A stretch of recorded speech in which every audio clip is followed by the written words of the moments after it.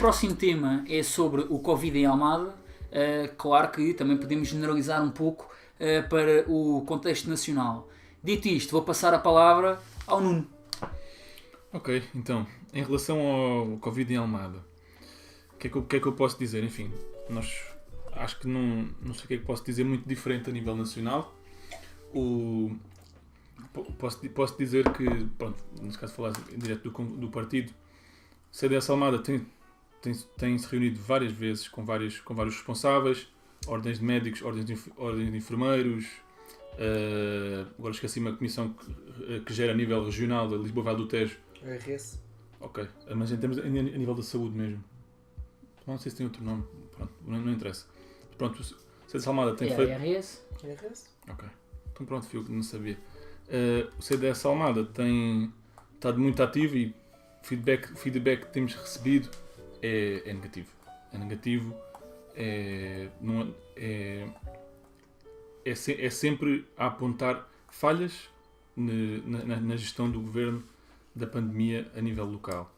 Posso enumerar, por exemplo, algumas falhas que eles têm, que as ordens médicos, por exemplo, enfermeiros têm dito, outros sindicatos, que é falta de enfermeiros, falta de médicos especialistas, falta de auxiliares técnicos, consultas adiadas, cirurgias adiadas, muito por causa, que a gente sabe, falta de cooperação entre os privados. Sabemos que o Garcia da Horta está com muitas cirurgias adiadas. Stress nos trabalhadores, enfim, podemos continuar por aí adiante. O CDS naturalmente reconhece que é difícil, é uma situação difícil. Dizer que fazia melhor, não podemos estar a dizer que fazíamos melhor, porque é uma situação que nunca ninguém passou. Não podemos dizer que já especialistas em pandemia de Covid-19, porque é uma coisa nova para todos. No entanto, lá está. CDS, JP, temos feito o nosso trabalho, tentar sugerir coisas, tentar procurar o que é que pode melhorar, temos tentado cooperar. A gente acredita que esta solução tem que ser a nível regional, não pode ser só a nível do concelho. Tem que ser feito com toda a área de Lisboa e Vale do Tejo, naturalmente, de maneira como ser os centros de saúde e os hospitais da região. E pronto. Há muitas coisas que o CDS já defendia anteriormente, como por exemplo o Centro de Saúde do Feijó, mais investimento em pessoal. Já defendíamos isto mesmo antes da pandemia, coisas que hoje veio-se a verificar que era de facto muito importantes e podiam fazer diferença agora. Nível local, em relação à pandemia, posso também falar da recente fiscalização da Ponte 25 de Abril. Não sei se recordam. Sim. Agora, quando foi aquela altura do proibido sair do Conselho, enfim, não foi uma boa medida, de facto, acabou por prejudicar muitas pessoas. Acho que todos podemos concordar que não foi boa medida. Este tipo de fiscalização deve ser feita a nível mais concelhio e não entre concelhos, sobretudo num concelho que depende muito da migração diária para Lisboa, porque senão torna-se de facto muito complicado para as pessoas que moram num concelho poder circular. Pode causar algumas perturbações. Vamos ver agora no futuro se vai haver novo confinamento, se vai haver nova proibição de saída de concelhos. Convém termos isto em atenção. E pronto, queria também dizer em relação àquela medida que felizmente mudou, que era a dos feirantes. Íamos acabar com as feiras agora durante o período, estas novas medidas de confinamento, não sei o que chamar a isto, este novo estado. Felizmente recuámos, porque aqui no Concelho de Almada temos várias feiras, como por exemplo, eu costumo ir a algumas, por exemplo, Bagageira, por exemplo em Corroios, só para dar um exemplo, não é Almada, em Corroios, mas para dar um exemplo, e todas aquelas pessoas, e como havia alguém a dizer há pouco tempo, aquilo é o pobre dos pobres, aquilo é as pessoas que não podemos prejudicar, sobretudo quando temos centros comerciais abertos, que possível, eu compreendo que é difícil fiscalizar uma feira a nível de condições de higiene, etc. Mas estas pessoas nós temos de defender. São as pessoas que não podem ser prejudicadas e são as que saem mais prejudicadas na pandemia.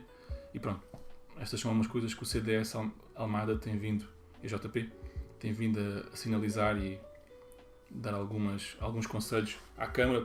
Nós todos queremos o mesmo e estamos a fazer o nosso papel. Uma questão, as feiras de Levante sempre voltaram atrás também nesse aspecto? Voltou. Ok, ótimo. Pelo menos na área metropolitana de Lisboa, voltou atrás. Ótimo. Quer dizer uma coisa? Sim, eu posso dizer, porque efetivamente não quero mais recordar, o Executivo Municipal é uma coligação PS-PSD, e efetivamente vê-se abraços com um conselho muito ímpar naquilo que é a situação da pandemia, aliada com aquilo que é a situação de precariedade na habitação, precariedade económica e, portanto, uma população bastante frágil quando incide uma questão como a pandemia da Covid-19. E, efetivamente, de ser só aqui algumas considerações a nível nacional, porque, efetivamente, estamos numa situação de calamidade pública, uma calamidade sanitária, e sendo o governo PS ou sendo a Câmara PS, etc., e nós temos visto ao longo, por todo o país, por toda a Europa, por todo o mundo, no meio de uma pandemia, infelizmente, não há medidas completamente certas, não há medidas completamente eficazes. Umas vezes acertamos mais, mas às vezes parece que estamos a acertar mais hoje e daqui a 2 semanas parece que já estávamos a falhar e estávamos a fazer tudo errado. Como estávamos no milagre ao início. Exatamente, o milagre português, toda a Europa olhava para nós, toda a Europa dizia como é que eles conseguem conter, etc. O verão veio acalmar tudo. No verão, nós todos portugueses, eu próprio me esqueci que vivíamos em situação de pandemia e houve esplanadas, e houve praia, e houve tudo. E lá está, o nosso conselho é muito pródigo nisto, né? Nós temos uma excelente zona balneária, portanto, excelentes esplanadas, e nós quisemos viver o nosso verão e esquecemos um pouco esta questão da pandemia. Depois, passando então aqui para a questão mais da Almada, fazemos parte dos concelhos com risco muito elevado de contágio, portanto temos mais de 2.000 casos ativos no nosso concelho, segundo os últimos boletins que saíram, e portanto nós tínhamos que efetivamente fazer alguma coisa que fosse clara naquilo que é o combate, naquilo que são quebrar as cadeias de contágio, consciencializar as pessoas, mas há uma coisa que nós temos de dizer, é que em tempos de pandemia nós não podemos perder a nossa essência humana, nós não podemos perder os nossos valores democráticos, nós não podemos perder aquilo que são as liberdades e garantias individuais. E ao mesmo tempo aliar isto com quebrar cadeias de contágio, controlar uma pandemia, há sempre aqui um limbo que é muito difícil nós não o passarmos.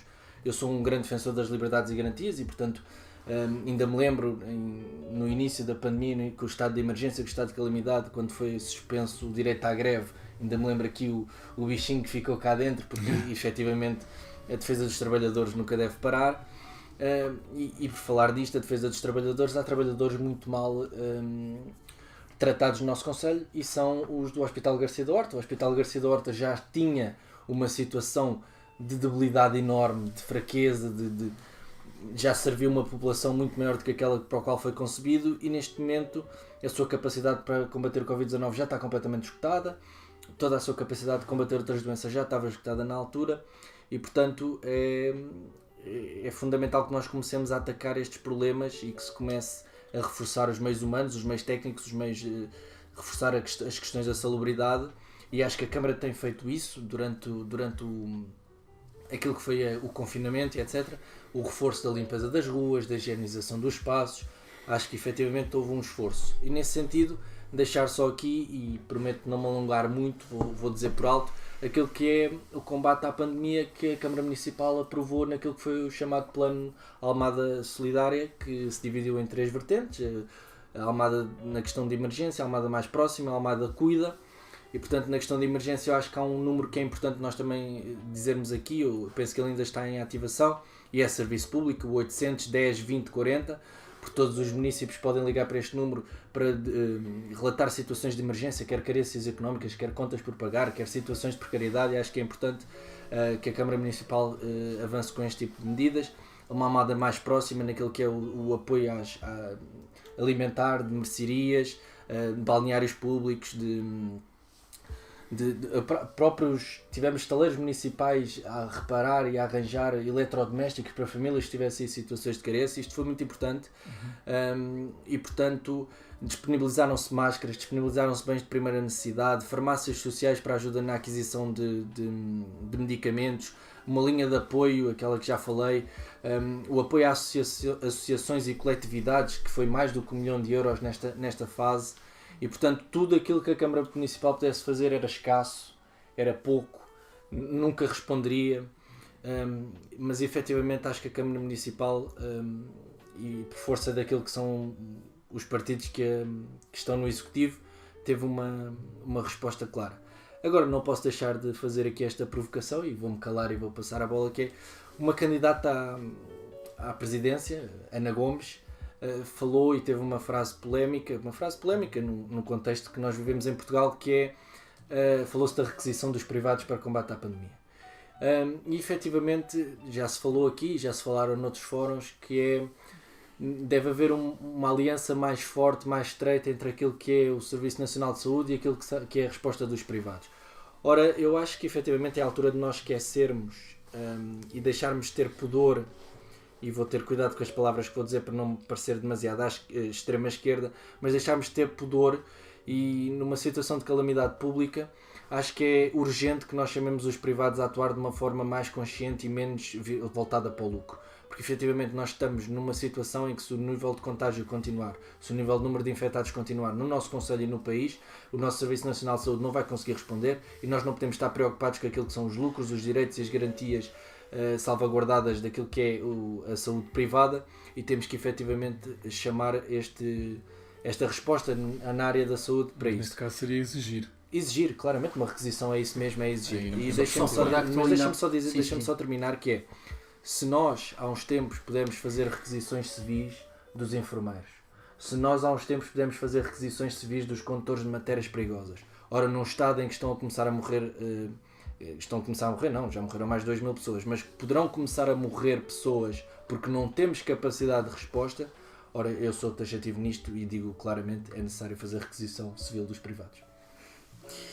Só de levantar que, primeiro que tudo, os primeiros a negarem que a parceria entre o público e o privado foi o PS. Foram os primeiros a negar. Pronto, tu falas de requisição civil. Ainda há bocado tu falaste sobre a importância das liberdades e dos direitos civis, certo, e de como estes não devem ser violados. Certo. Agora estás a ir contra direitos constitucionais, como o direito à propriedade, e estás a pedir, portanto, ao mesmo tempo tu dizes que não se pode suprimir o direito à greve, e no entanto pode-se fazer requisições civis. Não me faz qualquer sentido. Ou seja, achas que há direitos que podem ser preservados e outros direitos podem ser simplesmente descartados, mandados ao lixo, e podemos fazer o que bem entendermos. Não é isso que o Estado deve fazer, na minha opinião. O que eu acho que o Estado deve fazer é, obviamente, arranjar uma articulação com o privado, porque o público não teve resposta. E esta, tu falaste do HGO, e é curioso que falas do HGO, porque o HGO ruiu. Não foi agora, o HGO já tinha ruído antes do Covid, já tinha ruído as urgências pediátricas, agora foram as urgências obstetras, as urgências de obstetrícia, e isto é só sinais de um SNS moribundo e de uma política nacional, e obviamente isto afeta-nos muito regionalmente, uma política de, ok, nós não estamos a conseguir dar conta do assunto, mas não queremos articular com o privado. Isso queremos manter... Não é falso. A Iniciativa Liberal no Parlamento tentou ser aprovada, apresentou uma proposta onde as pessoas que estivessem à espera de cirurgias e as pessoas que não tivessem médico de família, acho que o médico de família ainda não foi para o Parlamento, mas a questão das cirurgias e de outros atrasos que houve no SNS, que o Estado pagasse que essas pessoas o pudessem fazer no privado, e o PS votou contra. Foi o único partido que votou contra. O PS. O Bloco e o PCP meteu-se na abstenção, porque eles sabiam que tanto o PCP como o Bloco abstêm-se. Portanto, foi negada a proposta. Nunca na vida um PCP e um Bloco, sabendo que se podiam optar pelo caminho da abstenção, nunca na vida eles iam votar contra, porque eles sabiam que era ridículo votar contra. Mas o PS, também sabendo que é ridículo votar contra, votou a favor, e depois voltou atrás. Pelo menos, ainda bem que reconheceram que estiveram errados, taxativamente errados, e depois andaram para trás e de facto comparticiparam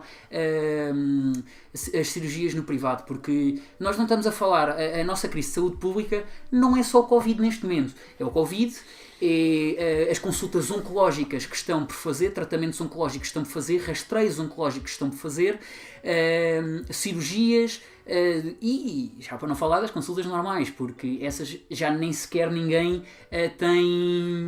tem em consideração. Portanto, as consultas normais são milhões e milhões que estão...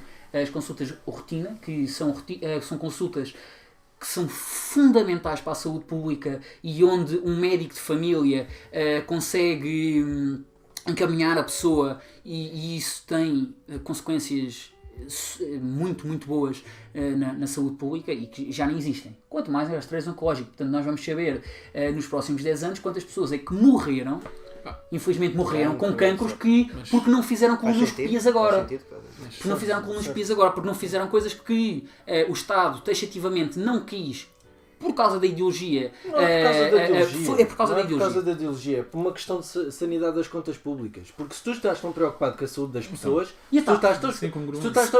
pronto, mas cada vez que tu responder de uma coisa vais virar para outra. Estamos a falar de saúde. Sim, não, porque cada cêntimo do contribuinte que é gasto numa coisa não pode ser gasto noutra. Não pode ser gasto se tu podes dar 1.200 euros, 1.200 milhões de euros para a TAP, depois não podes vir dizer que por uma questão de contas públicas não podes pagar que as pessoas vão ao privado. Qual é a prioridade? Mas tu foste contra aquilo que são os gastos públicos para determinadas matérias, tu não podes ser a favor daquilo que te dá jeito. Errado, do paradigma que tu queres mudar naquilo que é a questão da saúde. A questão da saúde é muito simples. Nós tivemos durante determinados períodos da nossa história uma dificuldade de acesso à saúde que foi comatada com a construção do Serviço Nacional de Saúde. E neste momento, se tu tivesses continuado a fazer um investimento claro, forte e sério no Serviço Nacional de Saúde, tu não precisarias de recorrer a privados. E se neste momento tu precisas de recorrer a privados porque tens uma clara carência naquilo que é o teu serviço público, estás no meio de uma calamidade pública, desculpa, mas nunca vais ver o PS, nem nunca vais ver ninguém de esquerda a deixar que os serviços privados de saúde aproveitem esta situação de carência do Serviço Nacional de Saúde para introduzirem a sua lógica privada. E não venhas com a desculpa daquilo que é salvar vidas, não venhas com a desculpa daquilo que é comparticipar consultas, comparticipar cirurgias, etc. Porque se o problema é salvar vidas, então faz requisição privada dos privados, faz requisição privada do serviço privado de saúde. Estamos a relativizar. Faz requisição privada. Não estamos a relativizar. Se queremos salvar vidas e se queremos salvar pessoas no momento, porque repara, nós já falámos daquilo que é a crise financeira do nosso país. Nós não temos dinheiro para tudo aquilo que queremos. Nós não temos dinheiro para pagar tudo aquilo que queremos. Temos para a CPI, temos para o novo banco. Certo, tudo não bem. É certo. Isto não são coisas mas, repara, que tu possas descartar. Mas alguma vez me viste aqui defender cortar aquilo que são os financiamentos do Serviço Nacional de Saúde? Alguma vez me ouviste falar? Alguma vez me ouviste escolher entre TAP ou o Serviço Nacional de Saúde? Não. Tu estás-me a pedir que eu escolha entre TAP e financiar a saúde privada. Sim. Não, e eu não vou financiar a saúde privada. E qual é que é a tua escolha? Não, entre não financiar, fazer escolha, neste não momento em que nós fazer precisamos, escolha. entre financiar a saúde privada e, obviamente, isto ter um impacto positivo, direto na vida das pessoas e escolher a TAP, o que é que tu escolhes? Não consigo escolher. Eu sei que o PS escolhe, foi a TAP. Não há uma escolha, não é essa. Não, há uma escolha sim, a escolha é a saúde. A escolha é a saúde e essa escolha vai sobre as prioridades que o Estado... Tu podias deixar falir uma empresa e não a deixaste falir. Neste momento tu tens que salvar vidas.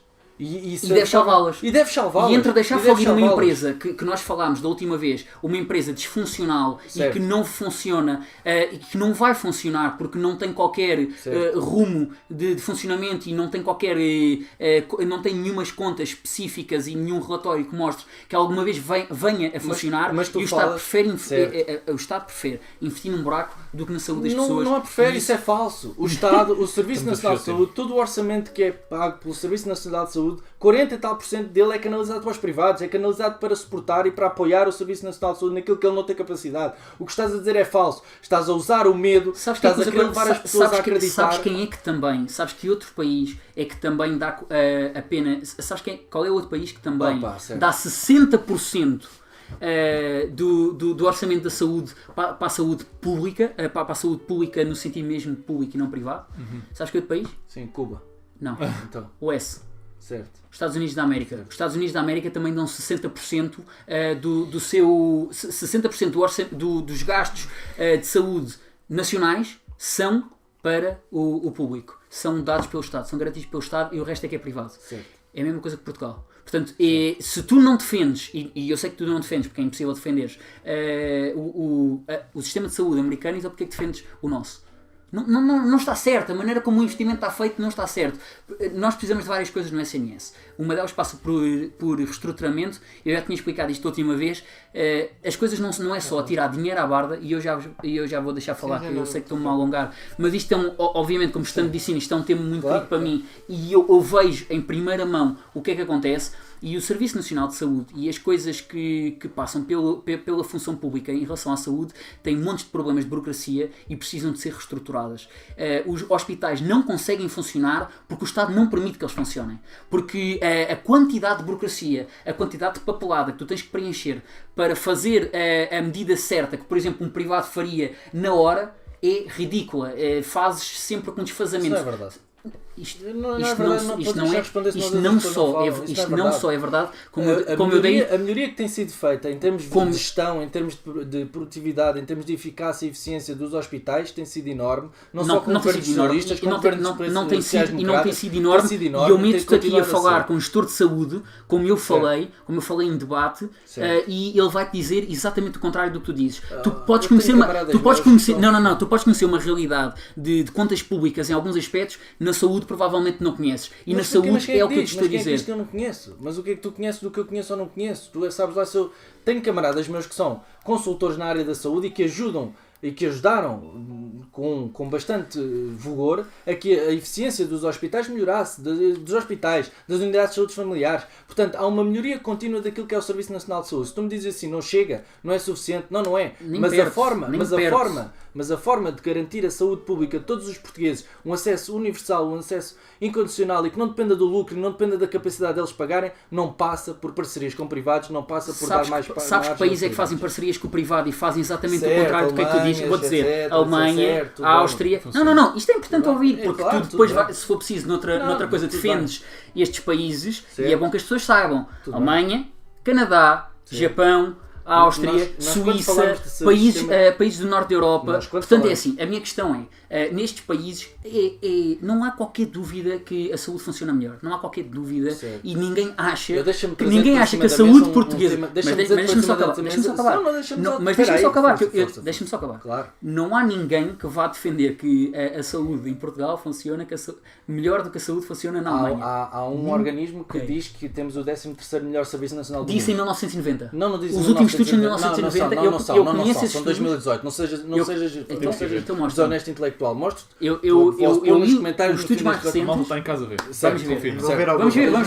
Vamos ver e vamos ver não só isso. Vamos ver que critérios é que eles utilizaram para isso. Se foi a qualidade de serviço, ou se foi a igualdade do serviço. Porque assim, se tu usas o critério de ser igualmente mau como... Não, desculpa. Tudo bem. É a realidade. Não, mas tudo bem. O que tu mais vês é alemães a migrarem para Portugal para vir experienciar a beleza do SNS. É o que tu mais vês, isso.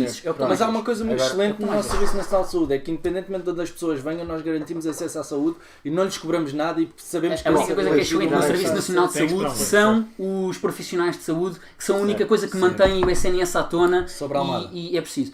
Sobre a Almada aplica-se tudo o que eu disse. Tu falaste sobre o HGO e a precariedade do HGO, e é importante referir que essa precariedade vem anteriormente.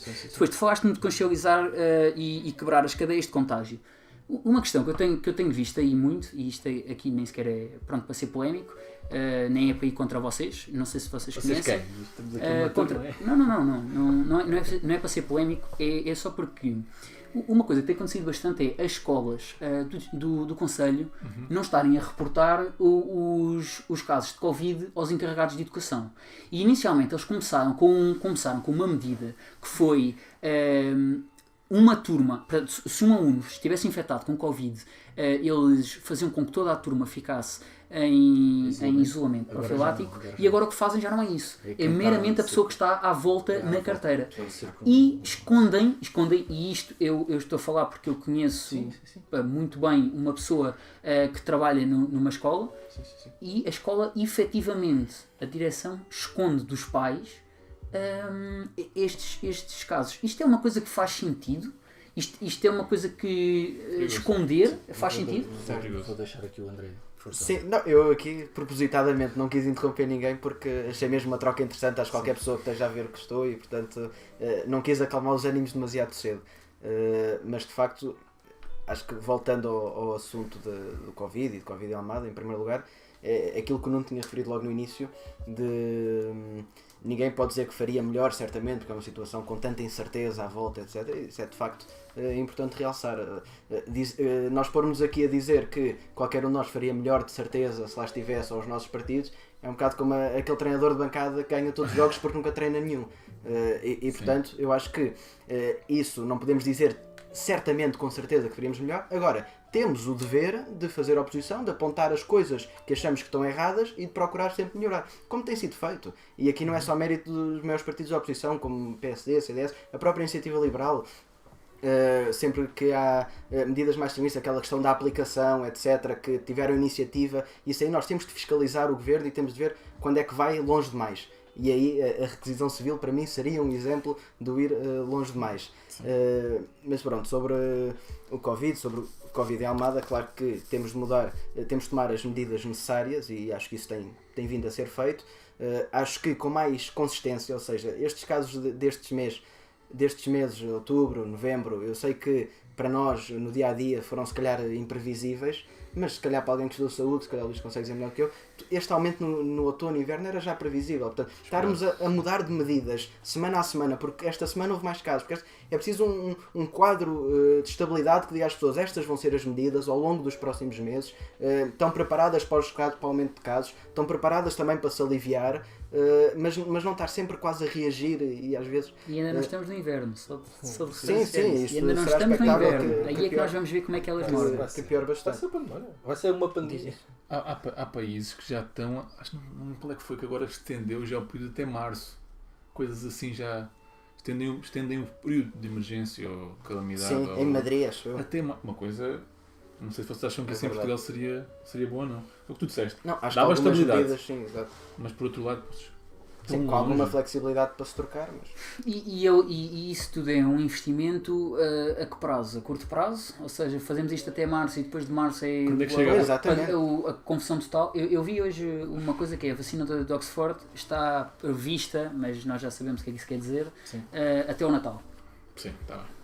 Claro que nós sabemos que exatamente, estar disponível em massa e quais é que foram os passos que normalmente são necessários, que tiveram que ser saltados, porque estamos numas condições bastante especiais. Já existe uma da Rússia há muito tempo. A Sputnik. Como é que está a Sputnik? Como é que está a Sputnik? Tu que és um gajo da saúde. Já houve pessoas que tomaram e tudo. Rússia dizem que estão muito bem. Sim. Daqui a uns tempos já... até ficaram mais fortes. Mas Luís, se calhar agora fazia-te esta pergunta, já que de facto és um rapaz da saúde e ainda bem que aqui temos esta questão da vacina. E hoje em dia é sempre muito polémica, há muita malta que gosta de dizer que as vacinas é tudo uma teoria da conspiração, etc. Essa malta. Tu vês com bons olhos esta corrida que está a ser feita às vacinas? Tu achas que é normal no pleno século XXI que as vacinas evoluam mais rápido porque há mais dinheiro, há uma consciencialização e portanto está-se a fazer tudo? Tens que ser imprudente. Ou achas que isto está a ser muito rápido, está a ser demasiado rápido? É uma questão muito complicada. É uma questão muito complicada. A vacina mais rápida de sempre, em termos de desenvolvimento, foi desenvolvida em 4 anos. Okay. Sempre. A mais rápida de sempre. Estaremos a bater um recorde. Estaríamos a bater um recorde. A média de desenvolvimento de uma vacina é cerca de 14 anos. Okay. Média. Portanto, estamos a falar de coisas muito demoradas. Agora, atenção, o coronavírus não é nada de novo, não é um vírus que nunca existiu. O coronavírus já existiu. Aliás, até é cómico que eu quando estava a dar, eu quando dei o coronavírus na escola foi em novembro do ano passado. Não sabias. Mesmo no início. E o coronavírus é uma coisa que, fora ali uns focos que já existiram, tinha tão pouca repercussão a nível mundial que os meus livros diziam mesmo assim: nós não vamos abordar muito o coronavírus porque o coronavírus não é relevante. Isso vai mudar agora. E foi cómico. Quem diria? Foi cómico que isto aconteceu em novembro e depois aconteceu tudo isto. Na altura em que nós ainda achávamos que isto ia ficar limitado à China. Não houve, nem havia como haver uma boa antevisão. Não é possível, ninguém pode dizer que taxativamente esta foi a melhor maneira de fazer as coisas, porque Portugal inicialmente era o milagre português, depois já não era, depois às tantas era a Suécia que decidiu não fez nada. Decidiu não fazer nada e só isolar os mais velhos, e agora já era o milagre sueco, e depois passado algum tempo também já não era. Portanto, o que nós vimos houve várias abordagens e aliás nenhuma deu certo. Sim. Portanto é uma questão muito complicada, mas eu queria mesmo usar este espaço que nós temos, sendo eu da área de saúde, para dizer e marcar a posição que nós não podemos tomar a posição anticientífica. Claro. Não podemos.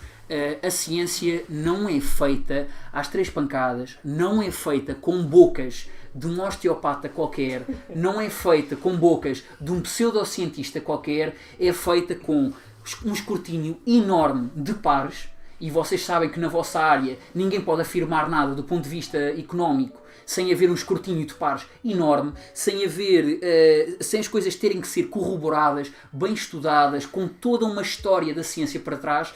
E o que eu quero lembrar as pessoas é a ciência, a mesma ciência que fez a esperança média de vida aumentar de tal forma, e que fez a qualidade de vida, que é outra coisa que as pessoas falam um pouco, aumentar tanto nas partes finais de vida, e as pessoas usam essa ciência para viverem mais tempo, para terem uma qualidade de vida durante mais tempo, e agora chega a esta altura e desacreditam-na completamente em troca de bocas baratas de pessoas que não estudaram.